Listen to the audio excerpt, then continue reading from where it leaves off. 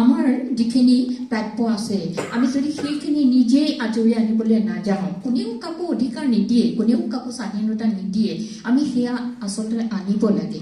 অধিকাৰ আমি আনিব লাগে। স্বাধীনতা আমাক কোনেও নিদিয়ে, কোনেও কৈ নিদিয়ে তোমালোক বহুত স্বাধীন। আমি আচলতে স্বাধীনেই নহয়। মই এইখিনিতে মায়া এঞ্জেলোৰ এটা কবিতাৰ অকণমান খালি এটা কৈ দিব খুজিছোঁ যে তেখেতে কৈছিল, সেই কথাটো মোৰ খুব ভাল লাগে যে তেখেতে কৈছিল, মায়া এঞ্জেলোৰ এটা কবিতা কোৱা হৈছে কি, you may shoot me with your words, you may cut me with your eyes, you may kill me with your hatefulness, still at here I rise. যে এই কথাখিনি যে মই মোৰ খুব ভাল লাগে, কাৰণ সঁচা কথা যে বহুতে এতিয়াও মহিলা কৰ্মচাৰী বুলিলে বহুত আমাক বিভিন্ন ধৰণে থকা সৰকা কৰিবলৈ বিচাৰে। ঠিক তেনেকৈ তেওঁলোকৰ যি দৃষ্টিভংগী, আমাৰ সমাজৰ দৃষ্টিভংগী এতিয়া উন্নত নহয়, আৰু সেই সামাজিক যিটো দৃষ্টিভংগী, সেই সামাজিক দৃষ্টিভংগীটোৱে আমাক ক্ষত বিক্ষত কৰে, আৰু ঠিক তেনেকৈ যে আমাক হত্যাও কৰে। যে তেখেতসকলৰ যি ঈৰ্ষা, যি দেশ, যি ঘৃণা, সেই ঘৃণাৰে তেখেতসকলে আমাক হত্যাও কৰিবলৈ বিচাৰে। কিন্তু আমি তাৰ ঊৰ্ধলৈ উঠিব লাগিব, নিজে উঠিব লাগিব, আৰু সেইখিনি উঠিবলৈ হ'লে আমি সদায় সকলোৱে একেলগে আগবাঢ়ি যাব লাগিব। অলপ আগতে আমাৰ ৰশ্মিৰেখা গগৈ বাইদেৱে এটা কথা কৈছিল যে মহিলাই মহিলাৰ আচলতে শত্ৰু নেকি।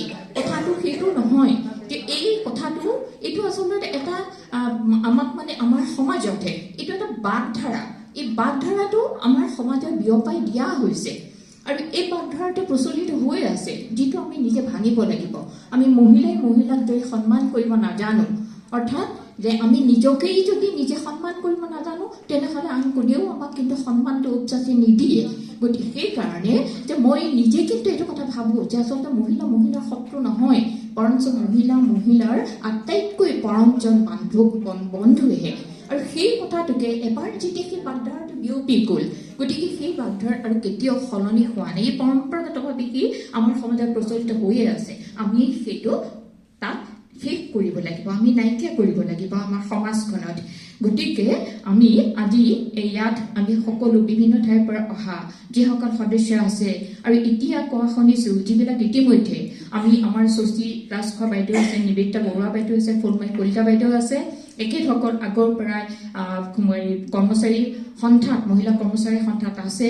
2007 চনত সোণাৰীত যেতিয়া অধিৱেশন পতা হৈছিল, তালৈ বহুত বিভিন্ন সময়ত বিভিন্ন শাখাৰ পৰা মহিলাসকল আহিছিল, আৰু তাত আমি দেখিছিলোঁ যে সেই সময়তে ইমান বেছি সক্ৰিয় শাখা আছিল যে বহুত মহিলা আহিছিল, বহুত সক্ৰিয় শাখা আছিল। গতিকে সেই শাখাবোৰ এতিয়া সঁচাকৈ নিষ্ক্ৰিয় হৈছে নেকি, যে আৰু নিষ্ক্ৰিয় যদি হৈছে কিয় হৈছে? বাইদেৱে এটা কথা কৈছিল, ভানু বাইদেৱে, যে আগৰ যিসকল আছে তেখেতসকলে যেতিয়া নতুন কাৰোবাক দায়িত্বটো দিয়ে, তেতিয়া নতুনক দায়িত্ব দিলে সেই কথাখিনি তেওঁলোকে আগৰ কথাখিনি সম্পূৰ্ণৰূপে জনাই দিব লাগে। তেতিয়া জনাই দিলে নতুনসকলৰ সুবিধা হয়। বোধ হয় মই অনুমান কৰিছোঁ যে যিসকলে ইতিমধ্যে অৱসৰ গ্ৰহণ কৰিছে, অৱসৰ গ্ৰহণ কৰাৰ পিছত যিসকলে নতুনে দায়িত্ব লৈছে, সেই নতুনসকলে দায়িত্ব লোৱাৰ পিছত কোনফালে কেনেকৈ ক'ৰ পৰা আগবাঢ়িব, সেই কথাটো নিশ্চয় তেওঁলোকে আচলতে এটা পথ নিৰ্দেশ তেওঁলোকক দিয়া হোৱা নাই, দিক দৰ্শনটো তেওঁলোকক দিয়া হোৱা নাই, আৰু সেইকাৰণে তেওঁলোকে মাজতে ক'ৰবাত থমকি ৰ'ব লগা হৈছে। কিন্তু এনেকৈ থমকি ৰ'লে আমাৰ যিটো সন্থা, সেই সন্থাটো আচলতে কেতিয়াও আগবাঢ়িব নোৱাৰে। আমি স্থবিৰ হৈ যাওঁ, আৰু স্থবিৰতাটো আমাৰ মহিলাৰ কেতিয়াও সেই আদৰ্শ হ'ব নোৱাৰে। আমাৰ যিটো আদৰ্শ সেইটো হৈছে গতিশীলতা। আমি গতিশীলতাৰ ফালে আগবাঢ়ি যাবলৈ হ'লে আমি সদায় এনেকৈ আমি সকলোৱে হাতত হাত ধৰি আগবাঢ়ি যাবই লাগিব।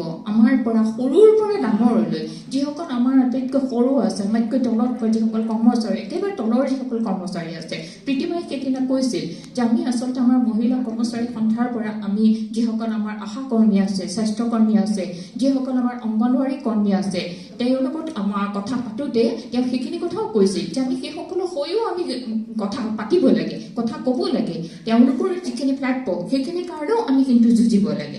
যে আমাৰ যুঁজাৰ কাৰণে সকলো মহিলাই লাগে। আমাৰ মহিলাৰ যিটো উন্নতি সেইটোৱে আমাৰ হৈছে প্ৰথম কথা, আৰু আমি লাহে লাহে বহুতখিনি পাইছোঁ, আৰু মহিলা আমি সেইটোৱে যুঁজি যাবই লাগিব। বিনা যুঁজে কিন্তু আমি কেতিয়াও অকণো একো নাপাওঁ। গতিকে মই ইমানখিনি কথাই ক'লোঁ। সকলোকে পুনৰবাৰ ধন্যবাদ জনাইছোঁ। আগন্তুক নৱবৰ্ষৰ শুভেচ্ছা জ্ঞাপন